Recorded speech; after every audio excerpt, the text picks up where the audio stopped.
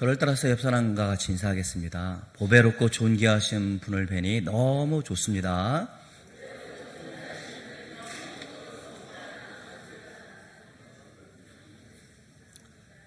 네, 교회 설립 42주년입니다. 여러분, 교회가 무엇입니까?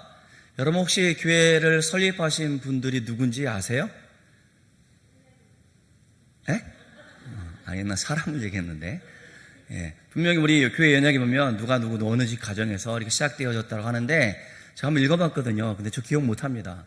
여러분 생존에 계시지 않기 때문도 그렇겠지만 여러분이 고백했던 것처럼 교회 설립은 누가 하셨냐면 하나님께서 하셨습니다. 할렐루야. 하나님께서 교회를 설립하셨다라는 것이 우리의 신앙이 고백이 되어야 합니다.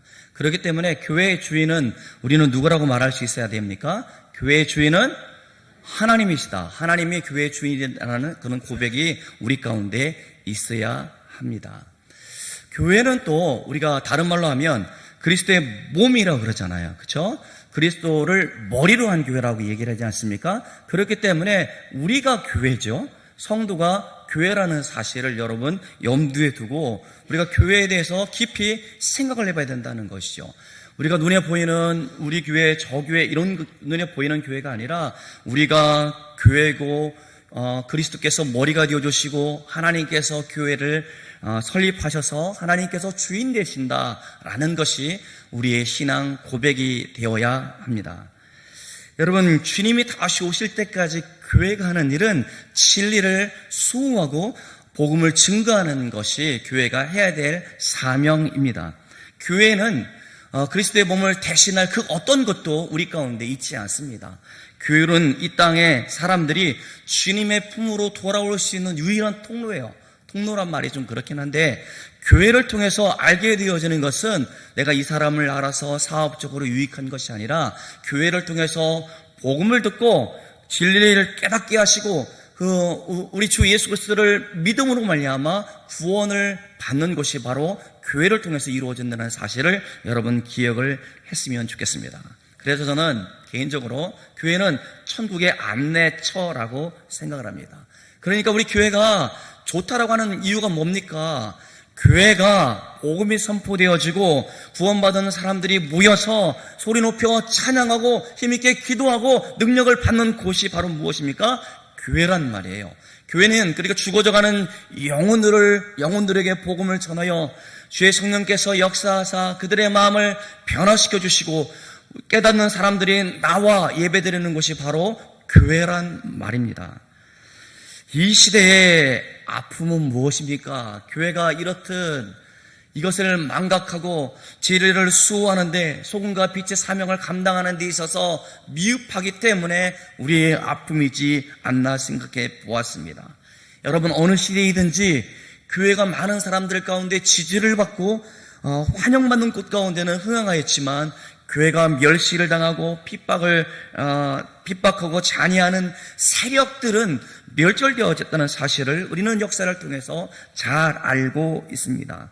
그러기에 교회가 비록 시련 가운데 있고 고통 가운데 아픔을 맞이하는 시대를 살고 있음에도 불구하고 주님께서는 교회를 품어주시고 또 교회를 통해서 하나님의 사람으로 온전케 하고 계신다라는 것이 저와 여러분들이 고백이 되어지기를 주님의 이름으로 축원합니다.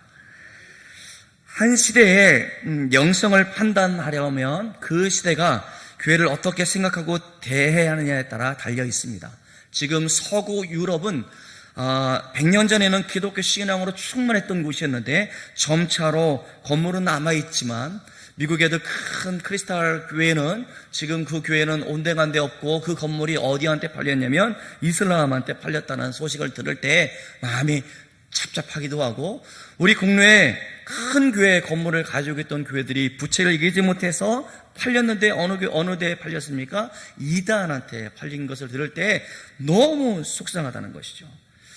서구의 사람들이 더 이상 교회를 그들의 가슴에 품고 있지 않았기 때문에 교회가 점점 어려움 가운데 있는 것이 어쩌면 우리 한국 교회의 위기이지 않겠나. 우리는 그것을 반복하지 말아야겠다라는 생각을 해봅니다.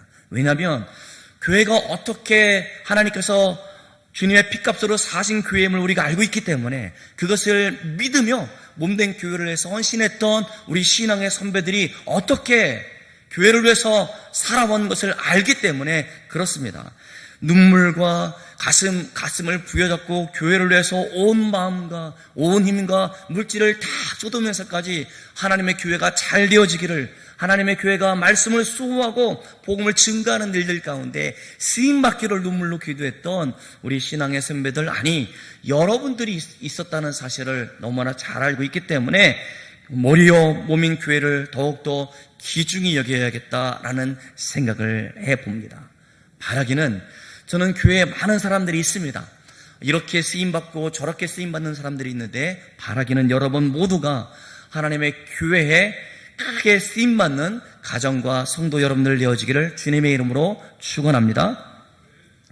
그래서 교회를 가슴에 품고 교회를 위해서 날마다 울며 기도하는 성도들 가운데 그런 사람들이 많이 있는 교회는 소망이 있는 줄 믿습니다. 성도가 흘리는 눈물은 교회의 부흥의 밑거름이 되어지고 있고, 성도들이 힘써 마음을 다들여 헌신했던 교회는 하나님께서 그들을 통해서 큰 일을 하고 있다는 사실을 믿기에 여러분들이 그렇게 쓰임받기를 간절히 소망합니다. 여러분, 가정에도 가장이 있지 않습니까? 가장이 가족에게 집중하지 않고 다른 여인에게 마음을 두고 외박을 한다라고 한다면 그 가정은 큰 고통을 겪죠. 큰 시험을 겪기도 하고 심지어 파탄에 이르는 지경에 이르게 되어집니다. 마찬가지로 신자도 마찬가지예요. 교회 생활을 우리가 가장과 같이 해야 된다는 사실을 여러분 생각해 봤으면 좋겠습니다. 이게 무슨 말이냐면, 교회를 중심으로 생각하고 교회를 중심으로 우리가 판단해야 된다는 것이죠. 그러니까 교회가 하나님의 영광을 나타나는 일들이 있어서 내 마음이 내가 어떻게 쓰임받고 있는지, 교회의 부흥을 위해서 내 자신을 드리고 있는지 돌아봐야 한다라는 겁니다. 저는 개인적으로 이 지역이 이제 재개발되어지기 때문에 이사가는 성도들이 많이 있는데, 많은 성도들이 이사를 하고 있지 않습니까? 그런데 한결같이 이사하시는 분들이 교회를 가까이 두려는 마음들이 있어서 참 귀하고 아름답다라는 생각을 합니다. 우리가 형편에 맞춰서 멀리 갈 수 있음에도 불구하고, 더 나은 곳으로 갈 수 있음에도 불구하고 불편하지만 교회를 중심으로 이사하려고 하는 그 마음이 무엇입니까? 하나님의 교회를 위해서 헌신하고자 하는 마음이 있기 때문에 그렇다라는 생각을 해보면 얼마나 귀하고 아름다운지 모르겠습니다. 그렇습니다, 여러분. 여러분들이 교회를 귀하게 여겼기 때문에 지금 우리 교회가 이곳에 있고 우리가 예배드릴 수 있고 하나님께 영광 돌릴 수 있다는 사실을 마음으로 감사하시고 내가 교회에 쓰임받는 일꾼이 되고자 하는 그런 결단이 저와 여러분들 가운데 있기를 간절히 소망합니다. 아까 말씀드렸습니다마는 보배롭고 존귀한 사람이라고 말씀드렸습니다.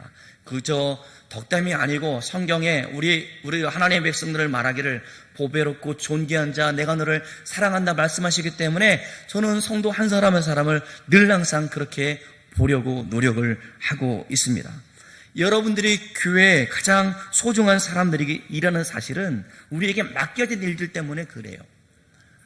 유감스럽게도 주님께서는 어디 가셨습니까? 먼데 가셨어요. 어떻게요?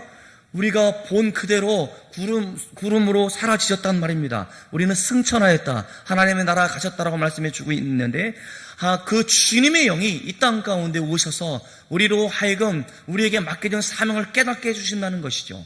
주님께서 마지막 승천하시기 전에 제자들에게 말하기를 너희가 복음을 전파하라는 그런 명령을 주셨고, 제자를 삼으라 그리고 세례를 주라고 명령해 주었던 것을 교회가 이어받아서 지금에 이르기까지 교회는 그런 사명을 감당해 왔다라는 말입니다.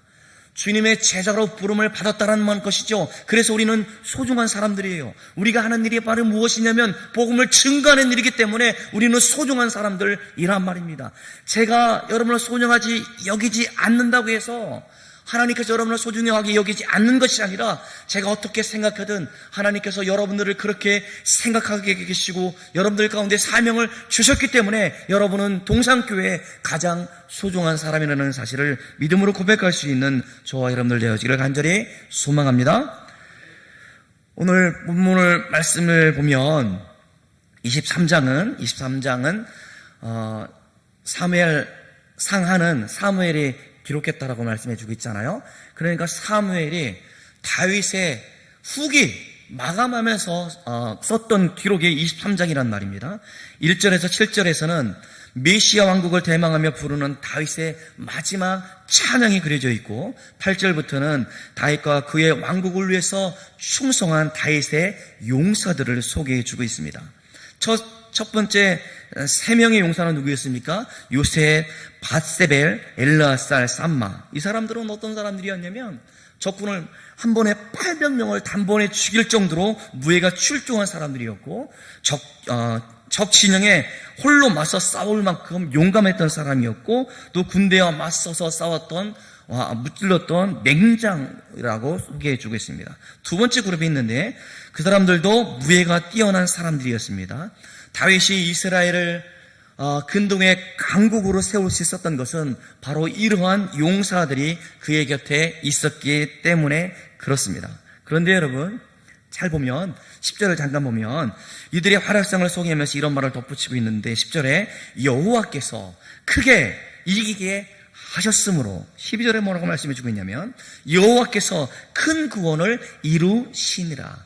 그러니까 이들이 이렇게 놀라운 활약을 할 수 있었던 그 원동력이 어디에 있었냐면 하나님께서 그렇게 하게 하셨다는 것입니다.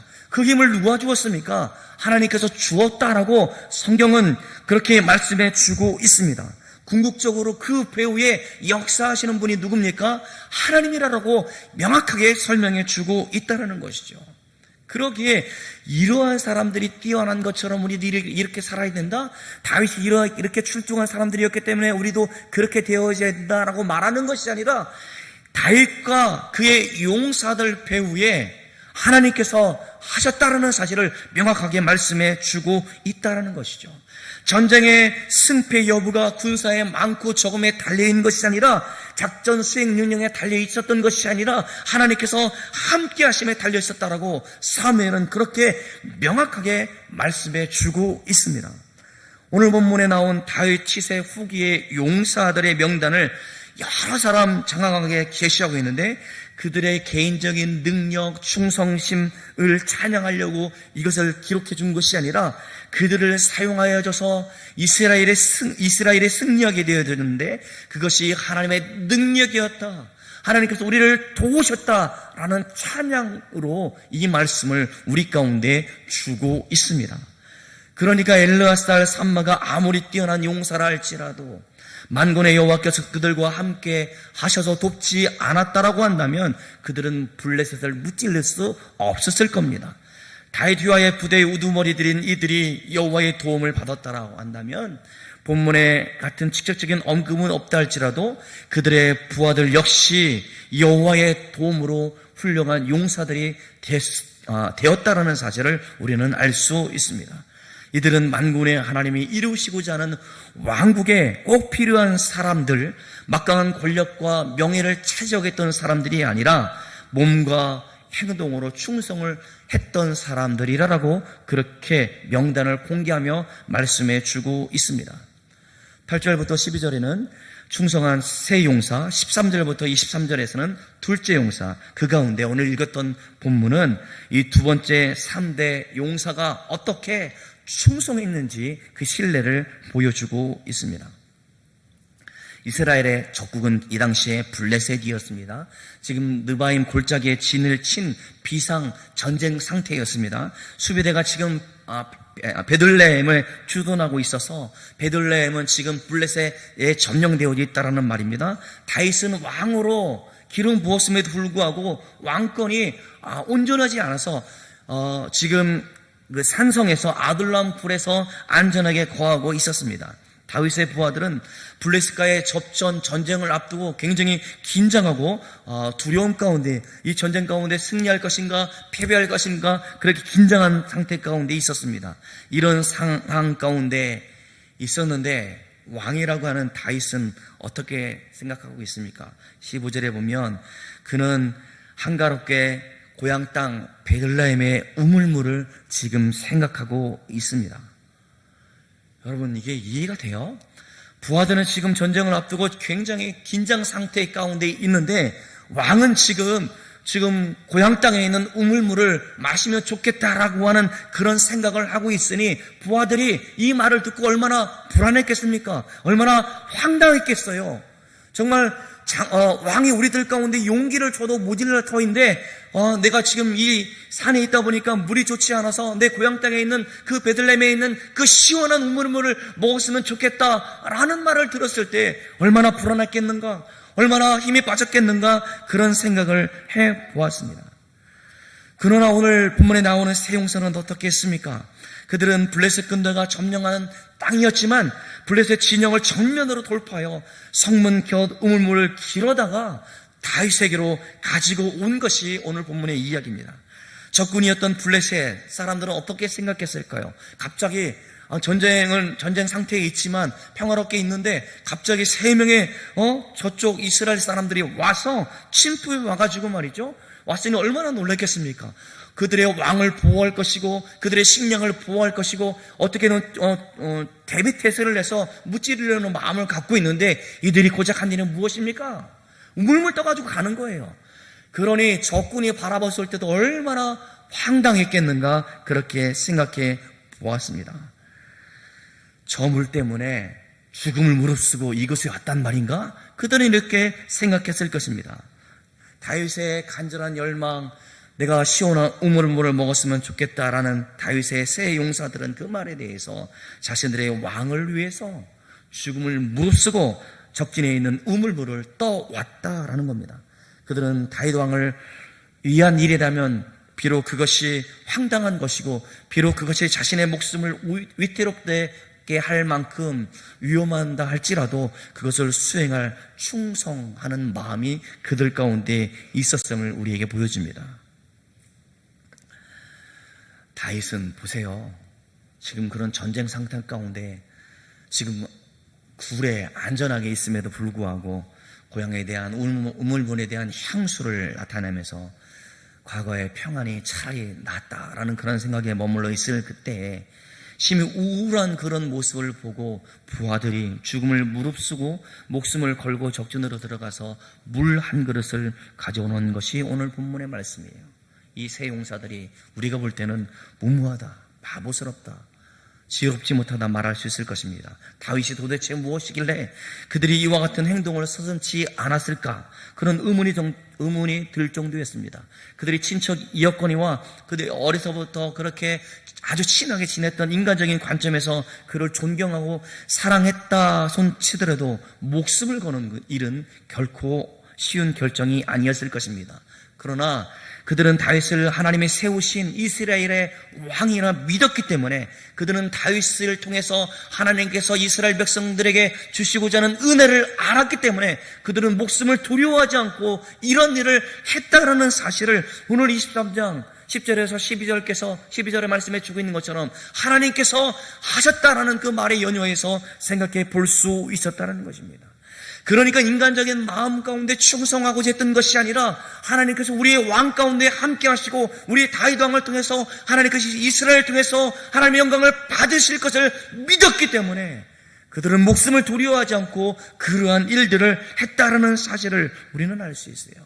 그러기에 이 세 용사가 목숨을 걸고 가져오는 물을 다윗 왕이 크게 기뻐하며 벌컥벌컥 마시지 않고 차마 마시지 못해서 그 부하들이 목숨을 두려워하지 않고 또 그것을 알고 눈물을 흘리고 있는 모습을 볼 수 있습니다.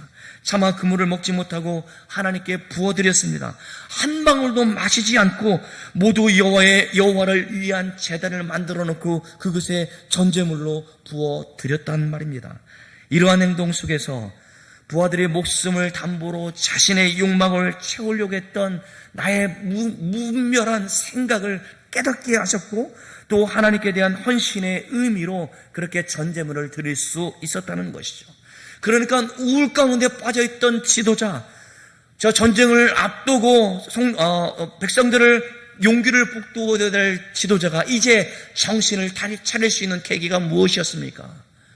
지금 세 용사가 죽음을 두려워하지 않고 적진에 달려들어가서 우물물을 떠오는 그 사건 이후에 마음 가운데 회개, 내가 바로 지도자의 역할을 감당해야겠다라는 그러한 이 일로 인해서 사기를 진작시키는 동시에 자신의 모습을 되돌아볼 수 있는 왕국의 통치자로서의 덕을 발휘할 수 있게 됩니다. 그러니까 물 한 그릇을 가져오기 위해서 목숨을 걸었던 이 사건을 통해서 단순히 물 한 그릇에 대한 이야기가 아니고 숭성스러운 부하들의 이야기도 아니고 다윗의 윤리적이고 신앙적인 결단을 했다는 그 이야기도 아니고 다윗으로 하여금 욕구를 억제토록 해서 왕으로서의 덕을 어떻게 사용할 것인지, 어떻게 지도력을 발휘하여 이 땅에 있는 모든 백성이 여호와 하나님만을 믿으며 하나님을 영화롭게 할 것인가에 대한, 그것에 대한 하나님께서 그 마음을 움직여 주셨다라는 것에 대한 1절부터 7절에 나와 있는 다윗의 노래처럼 지금 여호와의 섭리를 찬양하라 라고 오늘 본문을 우리 가운데 주셨다라는 말입니다. 그러니까 지금 전쟁의 위기 가운데 있었을 때에도 섭리하신 하나님을 바라보면서 하나님을 찬양할 수 있었던 근거는 왕이 믿음의 모습을 보였고 왕의 신하들이 하나님께서 함께 하신다는 그런 믿음의 모습을 보였기에 가능했다라는 사실을 오늘 본문을 통해서 알게 되어집니다. 그러니까 여러분, 다윗의 고백을, 그가 기름 부었을 때는 목동이었기 때문에 겸손한 사람이었습니다. 그는 이제 왕권이 안정되어졌을 때 여인을 보고 음욕을 품고 자신의 부하를 적진에 내몰아 죽이기까지 그 아내를 탐했던 그러한 사람들이었습니다. 그러나 후세에 모든 어려움 가운데 아들한테 배신을 당하고 쫓겨나가는 그런 어려움을 다 겪은 후에 돌아보니 하나님께서 이 나라를 사랑해 주시고 이 나라를 견고하게 하셨던 그 모든 것은 하나님의 섭리였다라고 사무엘은 그렇게 기록해 주고 있습니다. 그러니까 다윗이 뛰어났기 때문도 아니고 그들의 부하들이 용맹스러웠던 것도 아니고 그 모든 근거는 여호와 하나님을 믿는 믿음 때문에 그렇게 용기를 낼 수 있었고 그렇게 지도력을 발휘할 수 있었다라는 사실을 오늘 본문을 통해서 말씀해 주고 있습니다. 그러니까 다윗 왕을 위해서 그렇게 헌신적으로 적진을 향하여 목숨을 걸면서 그렇게 들어갔었던 그러한 행동 배후에는 다윗을 여호와의 기름 부은 왕이다라는 사실, 그것을 믿었기 때문에 그들은 그렇게 했다라는 사실을 우리 가운데 보여주고 있습니다. 저는 우리 교회 42년 설립주일을 맞이하면서 여러 성도들을 생각을 했습니다. 우리가 해피데이를 진행하면서 많은 변화가 되어지는데 여러분 주부 속지에 보면 499명을 작정했다 그렇지 않습니까? 499명을 이름만 올려놓은 것이 아니라 여러분들이 매일매일 기도하고 있을 것이고 또 우리가 시간마다 해피데이 전도를 위해서 우리 작정한 사람들을 위해서 여러분들을 위해서 매일매일 기도하고 있는데 이것이 얼마나 우리 교회로 하여금 기쁨을 주는지 모르겠습니다. 어떤 분은 말씀드렸으면 죄송하긴 한데 정말 사이가 평소에 안 좋았던, 정말 그 사람 때문에 이사를 가고자 했던 그런 마음을 가질 정도로 너무 정말 별 불편한 사람인데 작정하라 하니까 갑자기 그 이름이 써지게 된다라고 고백을 해요. 여러분, 이거 놀라운 은혜이지 않습니까? 아니, 평소에 사이가 안 좋았다니까요. 정말 마음이 불편했다니까요. 그럼에도 불구하고 이름이 써지게 되어지는 것이 나도 모른다라는 그런 마음을 들었을 때 그것이 하나님께서 우리에게 주신 마음이라 저는 생각하게 되어져서 감사했습니다. 해피데이는 이렇습니다. 우리 교회의 본질에 대해서, 교회가 무엇입니까? 교회는 하나님을 주인으로 여기고 있고 그리스도의 몸된 교회가 해야 될 일이 있는데 우리에게 맡겨주었습니다. 주님께서 승천하시면서 우리에게 맡겨준 그 사명, 복음을 증거하는 것이 교회의 본질인데 이것을 다시 한번 기억하며 우리가 복음을 증거하기 위해서 이웃과의 관계를 좋게 하고 그들을 사랑하는 마음으로 섬기고 그들을 복음을 증거하여 하나님의 성령이 역사하사 그들의 마음 가운데 감동케 하시고 또 초청되어지는 그날 가운데 우리가 같이 예배를 드릴 때 그들의 마음을 하나님께서 열어주실 것을 기대하고 있는 것이 해피데이지 않습니까? 그렇습니다. 여러분, 지난 한 주간 동안 우리는 섬겼습니다. 선물을 가지고 섬겼고 또한 작정을 냈습니다. 근데 여러분, 그게 쉽던가요? 어렵습니다. 때로는 불편하기도 하고 마음이 움직여지지도 않고 또 어떨 때는 모멸도 당할 것입니다. 저는 해피데이를 시작하면서 우리가 더 많이 기도해야 된다. 진행의 원들 금식 기도했죠. 우리가 구역별로 기도했죠. 나와서 기도했죠. 또 어떤 분들은 밤에 또 선교회가 모여서 기도했죠. 또 이번 주 월요일부터는 여러분들 금식하며 기도하지 않습니까? 기도가 하나님께서 주시는 힘과 능력을 공급받는 시간이지 않습니까? 기도할 때에 우리 주님의 교회가 맡겨주는 사명을 감당할 수 있다는 사실이죠. 그래서 해피데이는 영적인 전쟁입니다. 그래서 우리가 구호가 그냥 요즘은 구호를 할 때마다 여러분들이 얼마나 눈에서 빛이 나요, 빛이 그냥. 얼마나 씩씩하게 자라는지. 영적 고지를 점령하는 것은 내 결단이 아니라 하나님께서 우리를 통해서 죽어져가는 저 영혼들을 구원하는 일들 가운데 나를 사용하셨다는 그런 믿음을 가지고 기도하면서 나가는 것이기 때문에 영적인 전쟁이란 말입니다. 전쟁은 뒤로 물러나서는 패배합니다. 영적인 패배를 의미합니다. 영적인 싸움에 있어서는 어느 한 것도 포기할 수 없습니다. 한 걸음이라도 뒤로 물러선다고 한다면 그것은 패배를 의미하기 때문에 영적인 전쟁에서는 의연한 마음, 주님을 더욱더 신뢰하고 주님께서 주시는 힘과 능력을 의지하는 그런 믿음이 우리 가운데 있어야 합니다. 그러기에 우리는 도우심을 얻고자 금식하며 기도합니다. 하나님, 도저히 이 사람을 용서할 수 없고 이 사람은 구원받을 사람이 안 되는 것 같은데 왜 제게 그를 위해서 기도하게 하십니까? 제가 순종하겠습니다. 그를 위해서 기도하겠습니다. 사랑하겠습니다. 이 모든 것들이 영적인 전쟁과 같다라는 말입니다. 그러기에 우리는 이것을 포기할 수 없어요. 뒤로 물러설 수도 없습니다. 이것이 교회예요. 교회는 복음을 증거함에 있어서 우리가 나중에 해야 되지 그거 아닙니다. 지금 해야 합니다. 주님의 교회가 든든히 세워가는 데 있어서 아이들을 교육하는 데 말씀으로 세워가는 데 있어서 나중에 하지 않습니다. 지금 해야 합니다. 지금 기도해야 되고 그들 가운데 관심을 가져줘야 되고 우리가 지금 말씀을 증거해야 되고 내가 비록 사이가 안 좋다 할지라도 좋은 관계를 맺고자 내가 낮아지고 섬기고 살아가는 마음 지금 해야 한다라는 말입니다. 여러분은 어떻습니까? 앞으로 나아가며 믿음의 진보를 아는 성도입니까? 주님을 바라보면서 주어진 여건 관계 가운데 굴하지 않고 하나님께서 나와 함께 하신다는 사실을 믿음으로 고백하는 사람입니까? 믿음의 진보를 아는 성도는 하나님을 기쁘시게 하기 위하여 내 마음을 드리고 내 시간을 드리고 내 물질을 드리는 사람들이 하나님을 기쁘시게 하는 사람들 아니겠습니까? 뒤로 물러서는 자는 퇴보할 것이고 멸망에 처할 수 있다는 사실을 오늘 히브리서 10장은 우리들 가운데 경고해 주고 있습니다. 우리 다 같이 한 발짝 더 전진하는 신앙을 고백하는 여러분들이 되시면 좋겠는데 우리가 같이 고백했으면 좋겠습니다. 10장 38절 39절 시작. 나의 의인은 믿음으로 말미암아 살리라. 또한 뒤로 물러가면 내 마음이 그를 기뻐하지 아니하리라 하셨느니라. 우리는 뒤로 물러가 멸망할 자가 아니요 오직 영혼을 구원함에 이르는 믿음을 가진 자니라. 아멘. 여러분, 뒤로 물러설 수 없어요. 주저할 수 없습니다. 포기할 수 없습니다. 안 된다. 여러분, 긍정 200%라고 우리가 구호를 외치고 있는데 여러분, 그거 안 된다라는 1%의 생각도 갖지 마십시오. 해피데이를 통해서 하나님께서는 구원받을 사람을 여러분들 가운데 붙여주실 것이고 모든 무릎을 우리 주 예수 그리스도 앞에 꿇게 하사 우리로 하여금 함께 예배드릴 것을 소망할 수 있는 저와 여러분들 되어지기를 주님의 이름으로 축원합니다.